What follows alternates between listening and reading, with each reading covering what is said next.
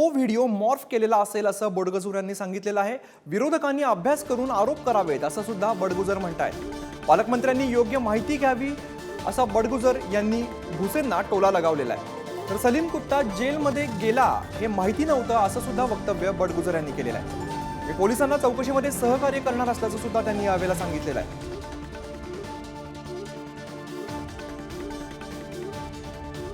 बॉम्बस्फोटशी जे सलीम कुत्ताचं नाव त्या ठिकाणी जोडलं गेलं,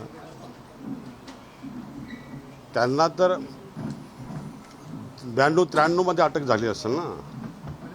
मग 2016 मध्ये मला ज्यावेळेस अटक झाली ते नाशिक सेंट्रल जेलमध्ये जर असतील ते, तर त्यामध्ये कैदी म्हणून त्या ठिकाणी मला सुद्धा अटक झाली होती। मी सुद्धा एकत्र त्या ठिकाणी आलो होतो। म्हणजे जे काही बेबनाव केलेला आहे, मॉर्फिंग जे केलेलं आहे, ते मला असं वाटतं चुकीचं आहे।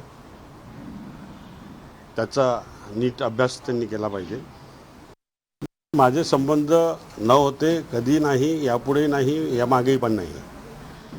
मी सेंट्रल जेलला गेलो होतो 14 दिवस। त्या ठिकाणी ते आरोपी म्हणून तिथं होते, त्या ठिकाणी मी त्या ठिकाणी आरोपी म्हणून वावरलेलो आहे। त्या व्यतिरिक्त काही